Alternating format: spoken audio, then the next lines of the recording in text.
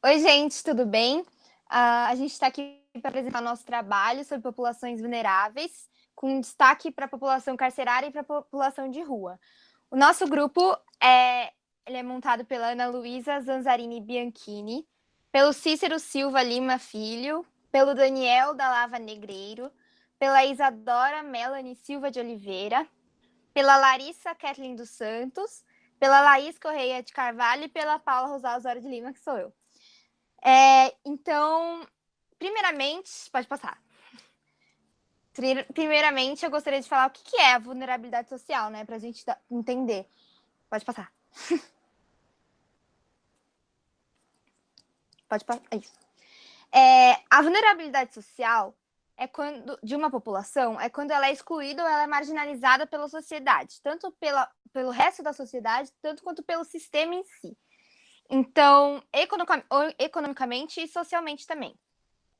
Muitas questões fazem uma população ser vulnerável. Então, pode ser a questão histórica, pode ser a questão étnica, racial, questão de gênero, questão econômica também. Porque às vezes a gente acha que apenas a pobreza é um agravante, né, das populações vulneráveis, mas não é. Então, a gente precisa lembrar disso.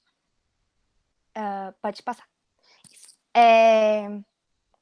O problema maior da vulnerabilidade social é que ela é cíclica. Ou seja, se uma pessoa nasce numa população vulnerável, ela tende a continuar nessa população pela falta de oportunidade, por um monte de fatores.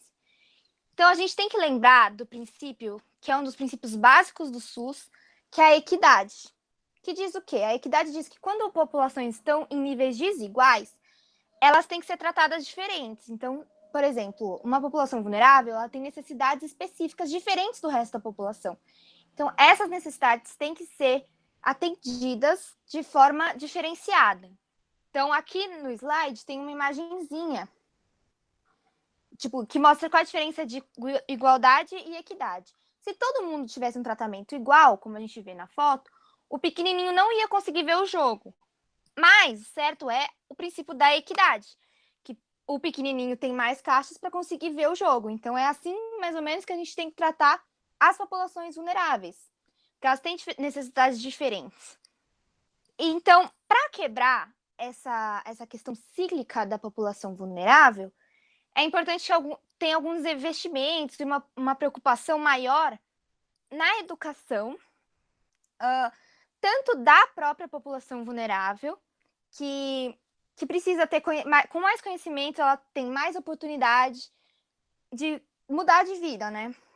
E também a educação do resto da sociedade para quebrar o preconceito contra essa população vulnerável. Ou seja, a gente vai falar bastante da população carcerária e tem bastante preconceito ainda contra eles. Então, é importante ter a educação tanto da população vulnerável quanto da população em geral. O investimento em esportes, em cultura, e também é muito, muito importante no lazer também. Às vezes eles são menosprezados, né, principalmente pelo governo, mas eles são muito importantes para a capacitação total, né, de um indivíduo vulnerável. E a capacitação profissional também, que a gente também vai falar mais na frente, é importante para essas populações. Então agora eu vou passar para a Larissa, que vai falar um pouquinho da população moradora de rua. Isto.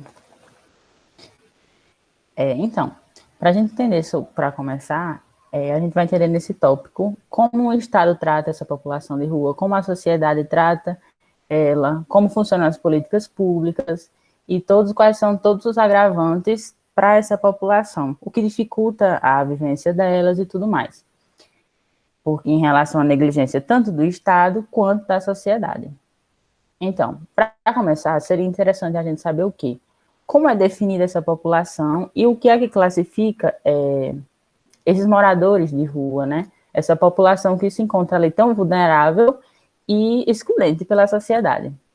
Segundo a PNPSR, que é a Política Nacional para a População em Situação de Rua, eles definem da seguinte forma: é um grupo populacional heterogêneo que tem pessoas com diferentes realidades, porém com a condição de pobreza absoluta em comum.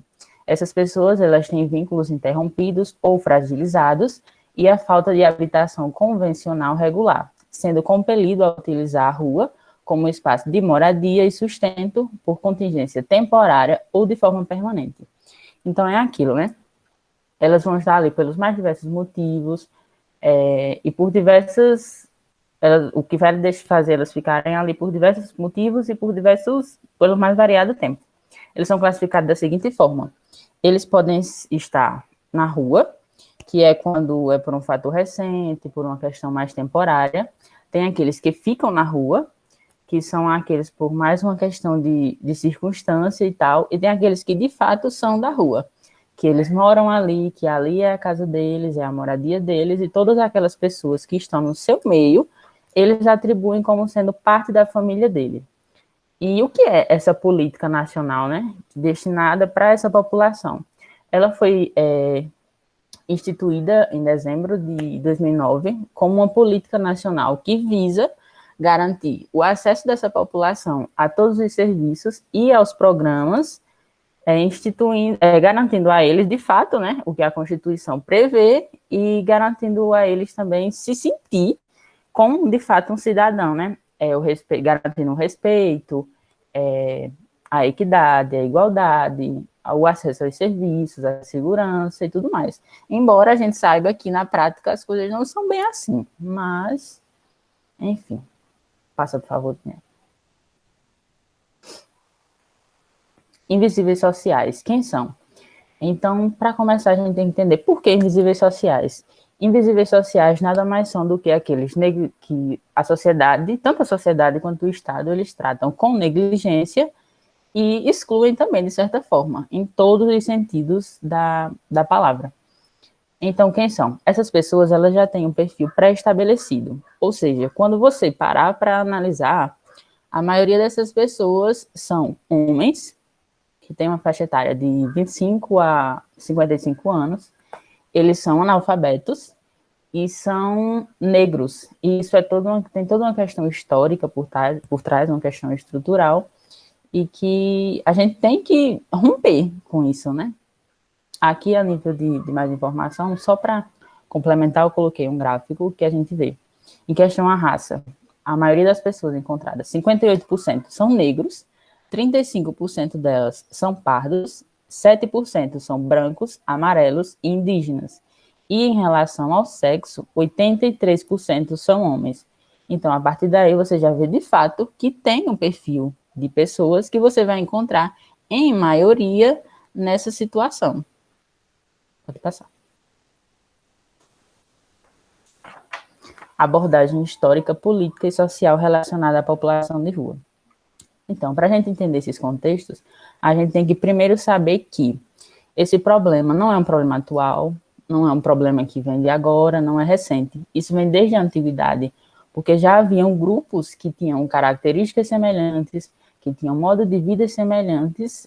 Porém, com o advento tanto do capitalismo, da globalização e os avanços das tecnologias, esse problema ele cresceu de uma maneira muito grande, fazendo com que aumentasse a segregação social, as diferenças na sociedade, porque esses modelos eles requerem muito mais qualificação do indivíduo, requer muito mais acesso à informação e uma maior preparação. E a gente sabe que nem todo mundo tem essa condição, nem todo mundo tem acesso a isso. Por exemplo, essa população, eles não têm acesso a isso de uma forma que uma certa parte da sociedade é privilegiado e tem, né? Essa questão das diferenças e do acesso aos direitos e tudo mais, com relação a eles, melhorou um pouquinho com a questão da Constituição de 1988, que ela garantiu como um direito intrínseco ao ser humano o direito social. Aí foi onde essas pessoas elas ganharam uma maior visibilidade por parte do Estado, apesar de ainda elas serem muito negligenciadas, mas elas já ganharam mais valor quanto cidadão, né? E a gente vê que essa questão do governo negligenciar e excluir, as ações do governo quanto a eles refletem também na população. Porque se o governo trata essas pessoas com indiferença, com preconceito, a sociedade trata também. Mas se o governo ele trata com preocupação e com respeito, a sociedade ela vai tratar também. Um exemplo disso é nas pesquisas a nível nacional, que essas pessoas em situação de rua, elas não participam dessas pesquisas, o que dificulta tanto a inclusão dela nas políticas públicas, quanto a acessibilidade aos serviços que são ofertados pelas esferas governamentais. Pode passar. Fatores que resultam nessa situação e nessa decisão. Então, são inúmeros os fatores que culminam, né, nessa decisão, que para eles não é fácil. E se você chegar para uma pessoa que está nessa situação, e procurar saber a respeito, procurar entender o porquê, vai ser muito difícil para ela falar sobre aquilo, porque muitas vezes foi um fato que marcou muito ela e que isso dói. Então, esses motivos, eles variam, desde o vício em álcool, o vício em drogas, desavenças familiares, violência dentro de casa, e até mesmo a questão de muitas pessoas que vão em busca de melhoria de vida, vai para outra cidade, vai para outro estado, e lá elas ainda não têm perspectiva de nada, de como vai ser, de como elas vão chegar, e aquilo faz com que elas optem, em primeiro momento, por ficarem na rua, justamente porque elas não têm nenhuma perspectiva. E isso dificulta muito a vida deles. Eles ficam sem nenhuma esperança e sem perspectiva de vida mesmo, de fato, né? De como sair daquela situação e tudo mais. Aqui nesse gráfico a gente pode ver as razões para ir na rua, que de fato é isso aí. É o desemprego, é a questão do álcool, das drogas e a questão também das desavenças com parentes. Esses estão dentre os maiores motivos para levarem essas pessoas a essa situação. Ana? Então, essa população ela vai estar mais vulnerável a alguns principais problemas e determinadas doenças mais frequentes, né? Que é o que a gente vai ver agora. Então, quais seriam os principais problemas enfrentados pela essa população de rua? O primeiro deles é a violência. Exatamente por não terem um abrigo, eles vão estar à mercê de diversos tipos de agressões, né, na rua, e vão criar um estado de alerta, sempre preparados para fugir ou reagir a alguma adversidade. Privação de sono, né, também por não terem um abrigo, estarem nas ruas e possuírem esse estado de alerta de medo, eles não vão ter um sono regulado e às vezes passar noites até em claro. Variações climáticas também, como chuva, vento, frio, tudo isso também vai prejudicar muito esses moradores de rua, né? Outro tópico, água de baixa qualidade e pouco disponível. Aqui entra tanto a questão da água para ingestão, quanto a água para higiene, né? Então, para lavar as mãos, tomar banho, ou lavar alguma coisa que for comer. Quando eles encontram, é pouco disponível e muitas vezes nem é potável. Alimentação incerta e baixas condições de higiene. Também, né? A maioria deles não vão ter uma alimentação diária, muito menos saudável ou balanceada. E as baixas condições de higiene, exatamente por não ter uma estrutura, né? E essa questão da água também influencia. Por último, privação de afeição. Aqui entra muito a questão da discriminação e do preconceito, né, que esses moradores de rua sofrem, por as pessoas olharem com indiferença ou com raiva. Em estabelecimentos comerciais também sofrem muito preconceito. E isso vai afetar muito eles, principalmente na parte psicológica. Pode passar. Quais seriam as doenças mais comuns nessa população? Aqui a gente vai ver que vai relacionar muito com os principais problemas, né? Porque uma coisa vai puxar a outra. A primeira delas seria os transtornos mentais.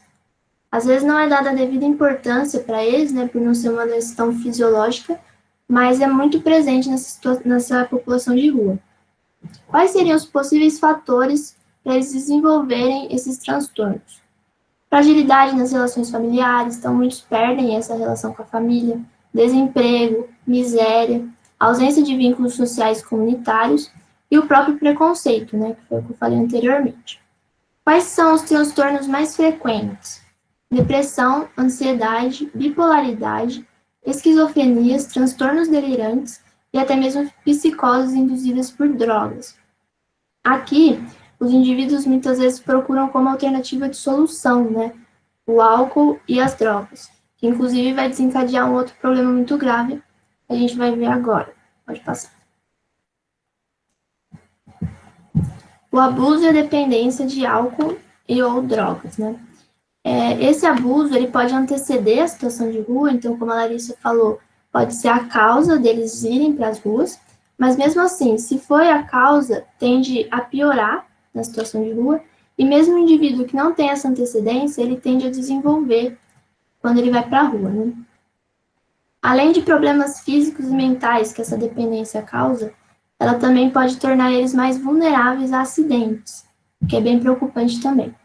E, além disso, ajuda na negligência com a saúde. Então, os indivíduos que são dependentes de álcool e drogas, eles acabam ficando mais negligentes com a própria saúde. Passa.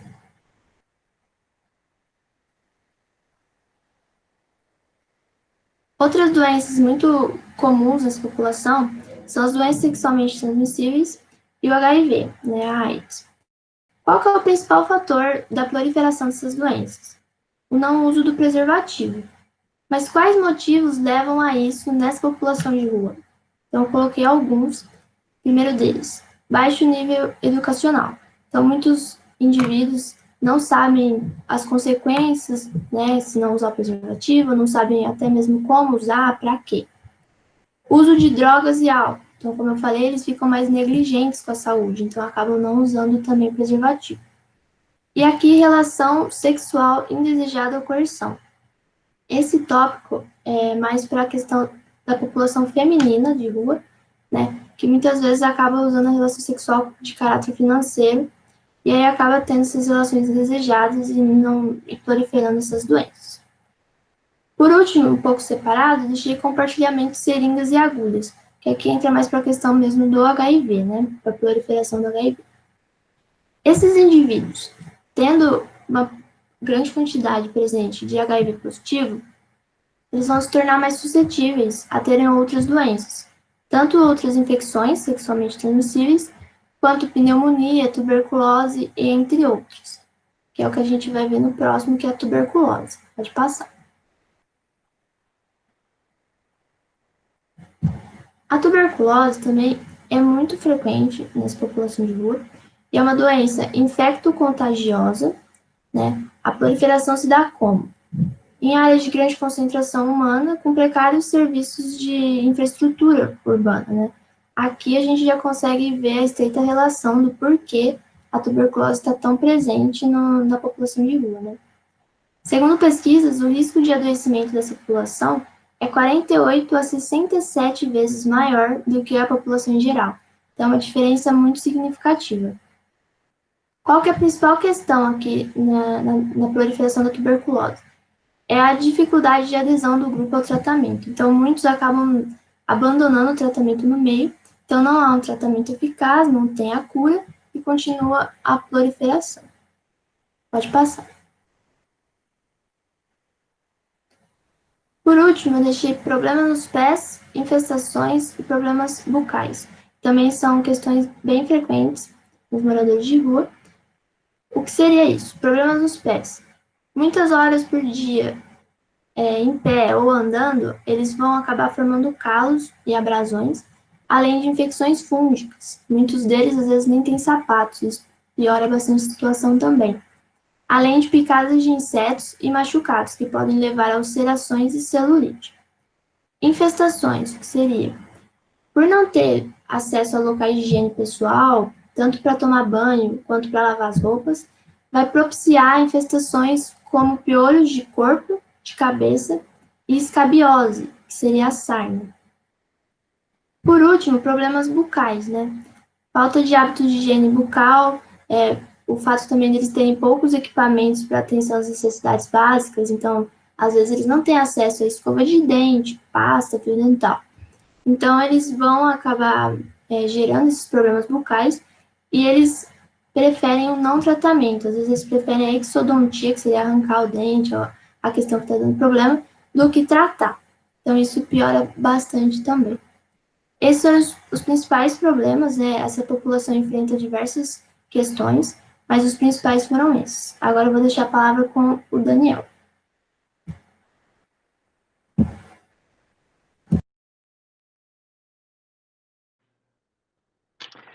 Eu irei falar um pouco sobre as estratégias, né, de suporte ao cuidado da população de rua e como o Sistema Único de Saúde pode ser um grande aliado e também as campanhas e os programas que ele faz. Eu queria começar falando um pouco das dificuldades e eu acho muito importante falar que as ações isoladas de cuidado à população de rua, além de serem pouco efetivas, elas podem contribuir para uma culpabilização do indivíduo que se sente incapaz de se inserir na estrutura complexa, além do preconceito entre os profissionais da saúde, a escassez de recursos humanos e também uma má organização dos serviços que acaba tendo no SUS. Esse grito dos excluídos, eu acho que aconteceu no dia 23 de julho de 2003, em São Paulo, foi muito importante porque parte das pessoas em situação de rua, que estava descontente com o atendimento nos serviços de saúde, foram às ruas para reivindicar maior atenção à saúde. Elas questionavam o preconceito por serem atendidas de forma diferencial dos demais usuários do SUS, e também que algumas equipes de saúde resistiam em atendê-las em decorrência da condição precária de higiene. E daí, se baseando nos princípios do Sistema Único de Saúde de universalidade e equidade, a Secretaria Municipal de São Paulo criou um programa chamado PAR, que é o Programa Agente na Rua, que encaminha e cadastra os moradores de rua para um centro de saúde. Junto a isso, a gente pode falar da Lei 13.714, feita em 2018, que assegura o atendimento no Sistema Único de Saúde para todos, mesmo se você não tiver um comprovante de residência. Agora falando um pouco sobre a Política Nacional para a Inclusão Social da População em Situação de Rua, de 2009, ela é uma política de reintegração dos moradores de rua à família e aos acessos plenos aos direitos que eles já deveriam ter. Foi muito importante para isso o protagonismo dos próprios movimentos sociais que ajudaram a efetivar o processo. Acabou-se que se deslocou apenas da assistência social à responsabilidade, que antes era de atender esses pacientes, e também acabou englobando todas as políticas públicas que deveriam ser integrais, mas para isso elas precisam pensar nos cidadãos, a população de rua, como também seres integrais. Por isso que foram implantadas no Estatuto do Idoso, da Criança e do Adolescente, na Política Nacional da Promoção de Igualdade Racial, no Plano Nacional de Política para as Mulheres, e entre outros, tópicos relacionados à população de rua. Alguns princípios e diretrizes da política nacional são a promoção e a garantia da cidadania, o respeito à dignidade do ser humano, o direito ao uso do fruto e a permanência na cidade, a não discriminação, seja por qualquer motivo, orientação sexual, origem étnica ou social, e a supressão de todo e qualquer ato violento, inclusive os motivados pelos preconceitos sociais em relação à população de rua. No âmbito da saúde, essa política ela fala sobre o fortalecimento das ações de promoção à saúde, é uma atenção básica, né, com ênfase no programa da saúde da família sem domicílio, um fortalecimento das ações de atenção à saúde mental das pessoas em situação de rua, que é muito importante, que acaba sendo um tópico muito relevante. Na hora de selecionar os agentes comunitários, considerar como um critério a participação dos moradores de rua e dos ex-moradores de rua também, e um incentivo à produção de conhecimento sobre a temática para os profissionais da saúde e outros meios de comunicação. Agora falando um pouco sobre o Plano Operativo de Ações para a Saúde da População em Situação de Rua, de 2013. Nele foi que começou a retratar um pouco dos consultórios na rua, que foi instituído pela Política Nacional de Atenção Básica, a PNAB, como uma modalidade de equipes que realizam busca ativa qualificada das pessoas que vivem na rua. Elas são formadas por no mínimo 4 profissionais, que podem ser enfermeiros, psicólogos, assistentes sociais, terapeutas ocupacionais, médicos, e entre outros, que estejam relacionados com a área da saúde, assim como um professor de educação física ou profissional com formação em arte e educação. Esse consultório na rua ele é itinerante, ele vai mudando de lugar, e quando é necessário, ele se utiliza de alguma OBS, em que o território de atuação das equipes ele é dividido a partir de um censo da população de rua e cadastro das pessoas localizadas nesses espaços.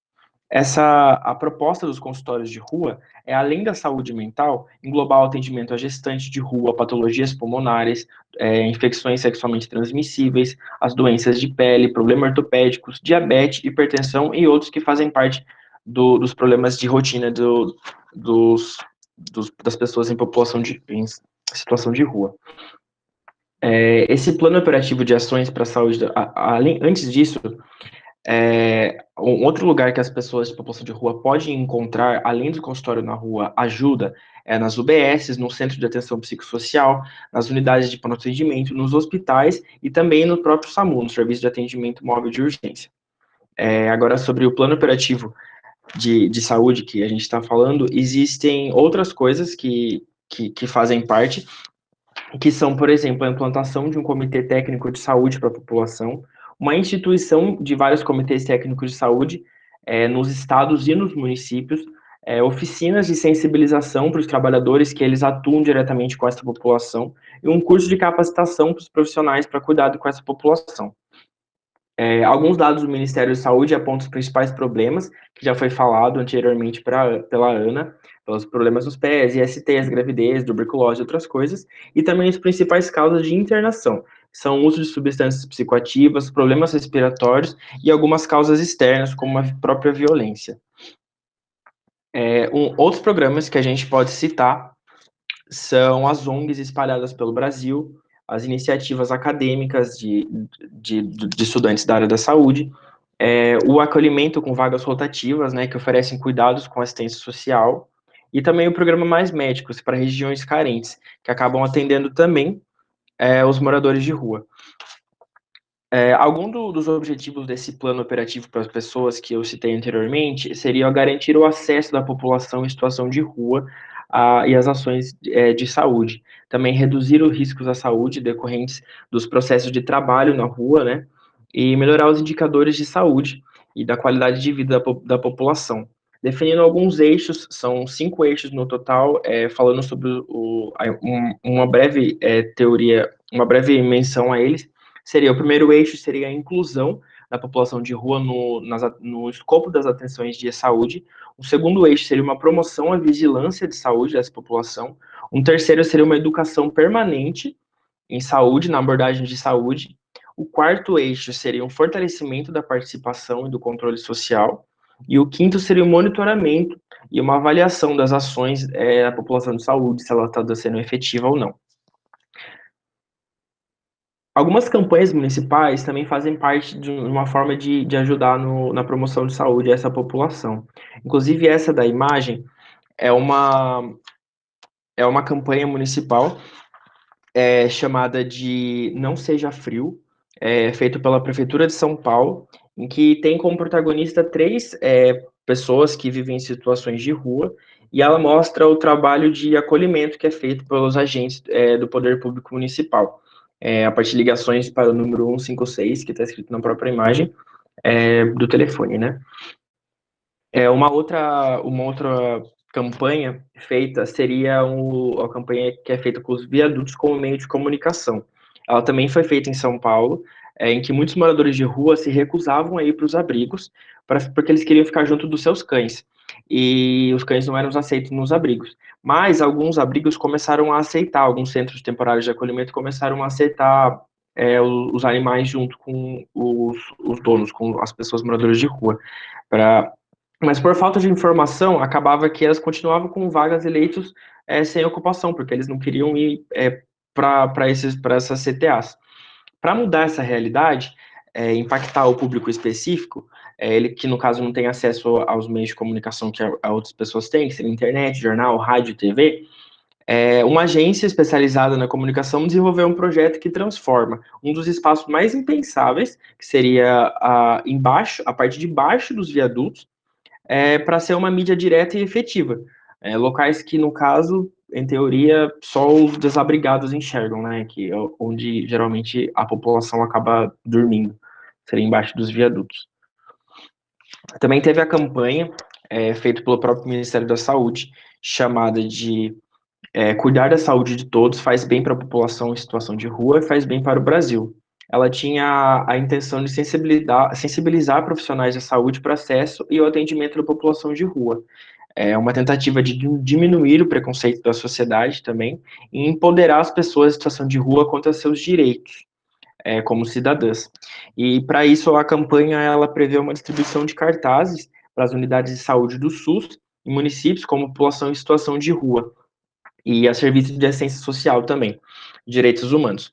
E além disso, a ação incluiu materiais informativos voltados para profissionais de saúde e para os movimentos, para os líderes de movimentos sociais e para movimentos sociais em geral da população nessa situação.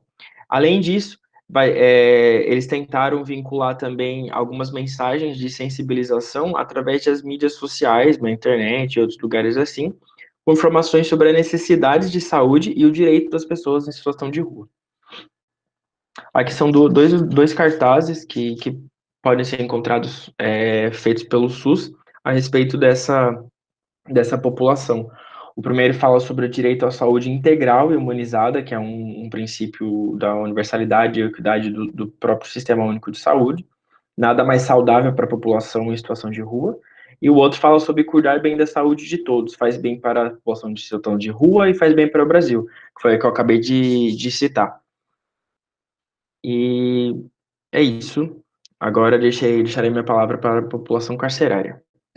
Bom, nós vamos falar um pouco sobre a população carcerária. Na verdade, de maneira mais específica, a gente vai falar sobre o processo da saúde dentro dessa população carcerária. Na questão do histórico desse processo, a gente pode fazer uma separação entre anterior a 1934 e posterior a 1964. Anterior a 1964, nós ainda não temos nada em específico que pautasse a saúde dentro desse sistema carcerário.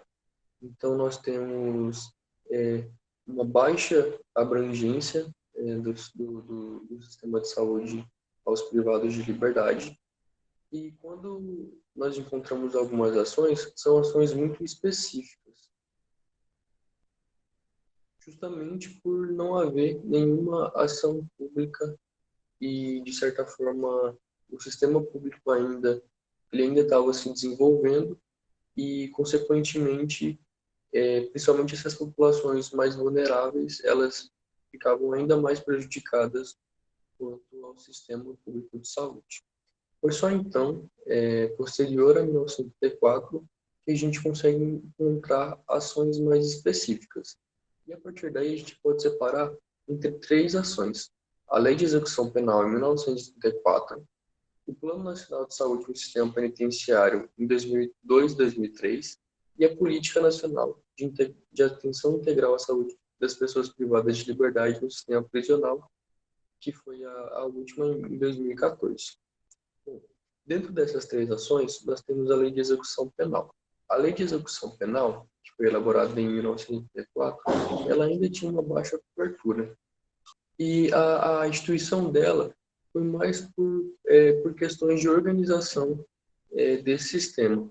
Então, quando você pega as várias seções dessa lei, ela era pautada mais na organização do sistema carcerário do que da questão de saúde. Eu tenho, sim, a seção 3, que ela é direcionada à saúde, mas ainda com ações muito superficiais e de maneiras não tão efetivas. E foi só então, ao longo desse processo, né, posterior ao longo de 1994, passando os anos, nós temos em 1988 a Constituição de 1988, que já começa a direcionar de maneira mais específica os processos da saúde para a população como um todo. Então, tem na Constituição de 1988 o estabelecimento da saúde como um dever do Estado e um direito de todos. Eu posso ter a afirmação desse processo na elaboração do SUS, que, inclusive, em meio aos seus princípios, estabelece o princípio da universalidade, que é o direito a todos ao sistema público de saúde. E aí que eu encontro o Plano Nacional de Saúde do Sistema Penitenciário. Após todos esses processos, eu tenho portarias interministeriais, ou seja, dessa vez eu não tenho só o Ministério da Justiça com a elaboração dessa ação, como é o caso da Lei de Execução Penal, eu tenho tanto o Ministério da Justiça quanto o Ministério da Saúde. Então, por aí já dá para dar então, um entendimento de um melhor direcionamento de saúde dentro desse sistema carcerário. O maior problema do Plano Nacional de Saúde no sistema penitenciário é que ele era direcionado ao sistema prisional, que incluía o quê? Incluía apenas os presos que já tinham sido julgados. Ou seja, todos aqueles que ainda não tinham sido julgados e que estavam aguardando a pena, eles não eram atendidos pelo sistema público de saúde, o que era uma problemática, visto que o Brasil sempre teve uma grande quantidade de pessoas ainda não julgadas dentro desse sistema carcerário, que é no caso igual. Em dados atuais, nós temos cerca de 44% das pessoas que estão privadas de liberdade ainda não julgadas. Então, nós temos quase metade dessa população que não seria atendida pelo sistema público de saúde, o que é uma problemática. Então, de maneira mais efetiva, nós temos a Política Nacional de Atenção Integral à Saúde das Pessoas Privadas de Liberdade do Sistema Prisional, que foi a última elaborada agora em 2014, e dessa vez eu tenho uma ação mais integral atendendo ao sistema carcerário, não mais prisional. A Laís vai falar um pouco sobre esse sistema carcerário nos próximos slides. Bom, em relação ao perfil, é bom situar que o Brasil tem a terceira maior população carcerária do mundo, que são cerca de 755 mil pessoas privadas de liberdade. Dentro desse geral, nós temos 67% dessa população negra, 95% homem, quase metade entre 18 e 29 anos e com a escolaridade de mais da metade com fundamental incompleto. Isso de acordo com o Levantamento Nacional de Informações Penitenciárias, atualizado em junho de 2020. Olá a todos, eu vou falar sobre a Política Nacional de Atenção Integral à Saúde das Pessoas Privadas de Liberdade no Sistema Prisional, a PNAISP. Ela foi criada para atender a totalidade do sistema. E quando se diz sistema carcerário, se quer dizer todo o itinerário carcerário, que é o quê? Desde o momento da detenção do cidadão e sua condução para o estabelecimento policial até a finalização do cumprimento da pena. Na falta de uma unidade básica de saúde prisional, a unidade básica de saúde do território pode se responsabilizar pelas ações de promoção de saúde e prevenção de agravos. E a unidade de saúde prisional, na verdade, é um dos pontos na rede de atenção à saúde do SUS. Ou seja, ela se articula com todos os outros dispositivos dessa rede, como, por exemplo,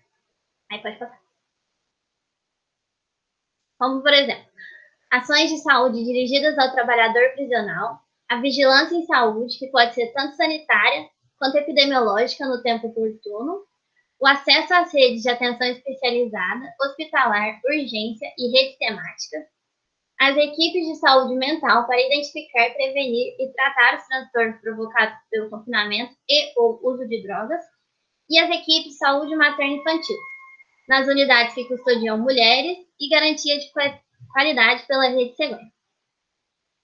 Além disso, também deve garantir equipes dimensionadas para o tamanho e perfil epidemiológico das populações que serão atendidas. A Isadora vai falar um pouquinho depois. Quais são as principais ações do PNA-ISP? Garantir o acesso à rede de atenção à saúde, o RAS, no território com mais agilidade, equidade e qualidade.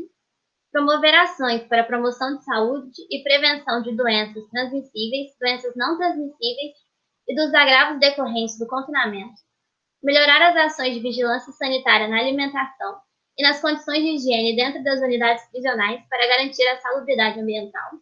E operar estendendo e aprofundando as ações de todos os programas do Ministério da Saúde. Além disso, atuar na prevenção do uso de álcool e drogas e na reabilitação do usuário, atuando também através da redução de danos. Também, garantir medidas de proteção como a vacinação para hepatites, influenza e outras do calendário de vacinação dos adultos. Garantir também ações de promoção de saúde bucal, como, por exemplo, palestras, escovação e avaliação bucal, além do tratamento.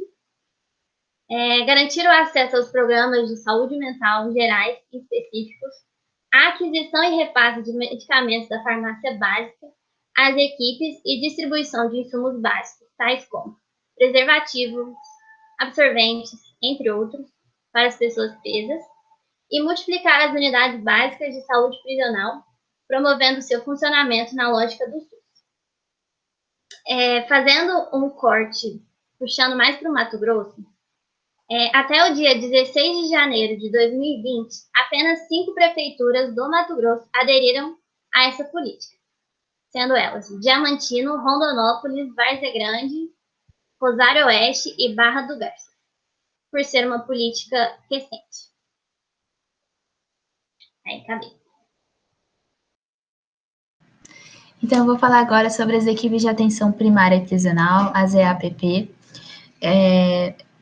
Essas equipes, elas são de composição multiprofissional e elas têm responsabilidade de articular e prestar atenção integral à saúde das pessoas privadas de liberdade. Elas devendo realizar suas atividades nas unidades prisionais ou nas unidades básicas de saúde a que estiver vinculado. Essas equipes e os serviços oferecidos por essas equipes serão definidos de acordo com os seguintes critérios. O primeiro deles é em relação ao número de pessoas privadas de liberdade por unidade prisional. Também vai se levar em conta a vinculação dos serviços de saúde a uma unidade básica de saúde no território e também a existência de demandas referentes à saúde mental. Bom, existem 5 equipes de atenção primária prisional. A primeira delas é a do tipo 1, formada por 5 profissionais, que é a composição mínima. Geralmente, esses profissionais são da estratégia de saúde da família. Então, é um enfermeiro, um médico, um técnico ou auxiliar de enfermagem, um cirurgião dentista e um técnico ou auxiliar de saúde bucal. Depois a gente tem a equipe de atenção primária prisional tipo 1 com saúde mental. Lembrando que essa equipe de atenção primária prisional tipo 1, ela vai atender no máximo até 100 pessoas privadas de liberdade e vai ter que cumprir uma carga horária mínima de 6 horas semanais. Essa equipe de atenção primária prisional com saúde mental vai ser basicamente essa mesma equipe de atenção primária somada a uma equipe com saúde mental. Então, vai ser somado também um psiquiatra mais 2 profissionais a serem escolhidos. Depois, a gente tem a equipe de atenção primária tipo 2, que vai ser essa composição mínima dos 5 profissionais da estratégia de saúde da família, mais um psicólogo, mais um assistente social, mais um profissional a ser escolhido. Esse profissional a ser escolhido, falando rapidamente, pode ser um fisioterapeuta, um psicólogo, um assistente social, um fármaco, um terapeuta ocupacional, uma pessoa que fez nutrição ou uma pessoa que fez enfermagem. Como é uma equipe maior, ela vai atender mais pessoas, então vai atender de 101 a 500 pessoas privadas de liberdade e vai ter que cumprir também uma carga horária maior, que é de 20 horas semanais. Depois a gente tem a equipe de atenção primária prisional tipo 2 com saúde mental, que vai ser basicamente essa mesma equipe, composta com uma equipe de saúde mental, que vai ser um psiquiatra, um psicólogo, um assistente social, mais 3 profissionais a serem escolhidos. Vai ter que cumprir também a mesma carga horária de 20 horas semanais. E por último, a gente tem a equipe de atenção primária prisional tipo 3, que vai ser uma equipe que vai ter que atender de 501 a 1.200 pessoas privadas de liberdade e vai ter que cumprir também uma carga horária maior, que é de no mínimo 30 horas semanais. E ela vai ser composta basicamente pelos mesmos profissionais da equipe de atenção primária prisional tipo 2 com saúde mental. Bom, falando um pouquinho da estrutura do sistema prisional, porque apesar da existência dessa política nacional voltada às pessoas privadas de liberdade, e a gente ter também assegurado na Constituição Federal o direito à saúde para todos os indivíduos, infelizmente, por vezes, há uma negligência à promoção e prevenção à saúde das pessoas privadas de liberdade. Isso porque o sistema prisional, o sistema carcerário brasileiro, ele apresenta diversas dificuldades, diversos problemas. Por exemplo, somente 37% das unidades prisionais do país possuem módulos de saúde. Esse é um dado fornecido pelo Infopen de junho de 2014, né? No gráfico ao lado, a gente consegue ver mais detalhadamente quais são esses tipos de unidades com e sem módulo de saúde. Depois, a gente tem também as condições de insalubridade, por exemplo, má ventilação, má iluminação, falta de saneamento básico, e também a superlotação dos centros carcerários. Tudo isso, todos esses fatores acabam sendo fatores que influenciam a proliferação de certas doenças dentro desse sistema prisional. Depois, a gente tem também as dificuldades nas visitas periódicas às equipes das unidades prisionais, sobretudo localizadas no interior, é uma realidade matogrossense. Por vezes, a gerência, os gestores não conseguem fazer visitas regulares a esses sistemas prisionais, então, e aí dificulta, né, encontrar quais são os problemas e resolvê-los se a equipe não consegue, se os gestores não conseguem ir até esses sistemas prisionais. A gente tem também incompatibilidade na organização do serviço de saúde penitenciária com outros serviços de saúde específico.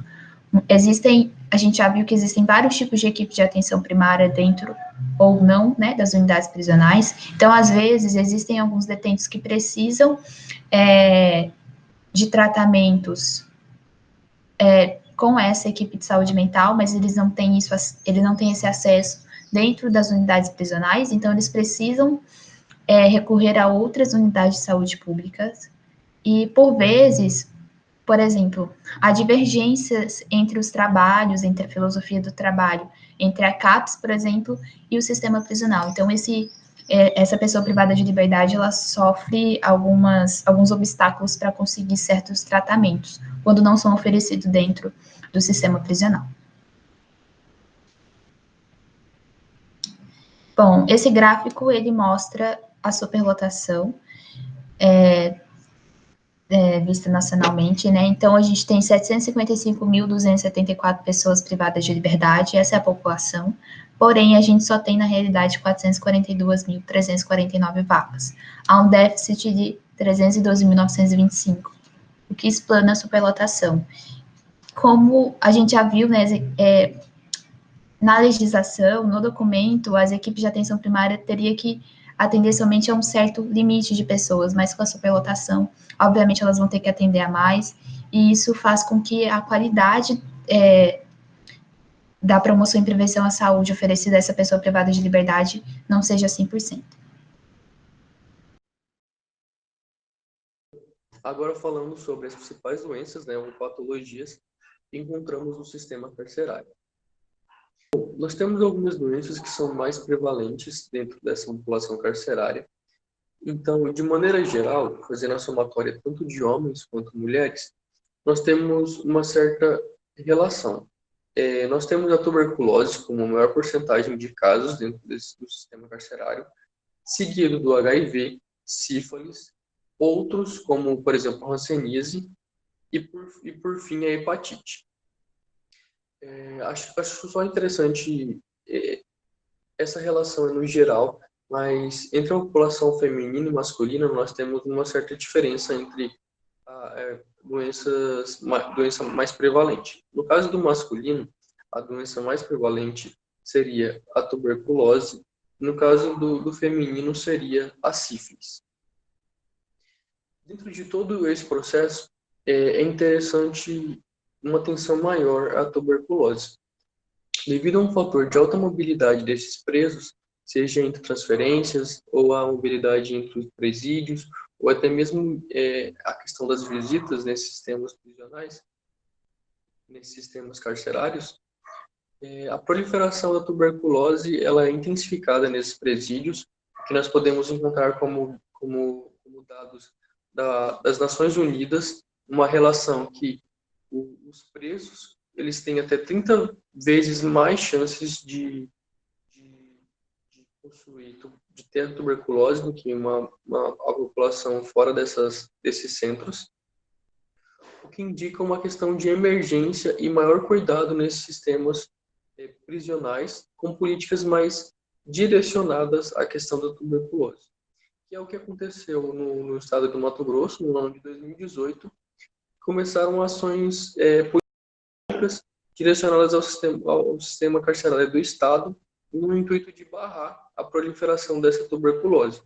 Inclusive, nós podemos estabelecer como efetivo, já que o estado de Mato Grosso, dentre os indivíduos com essas enfermidades, apenas 15%, dentre os indivíduos com essas enfermidades, cerca de 15% possui a tuberculose, o que é metade da população carcerária com as enfermidades que possuem a tuberculose no Brasil.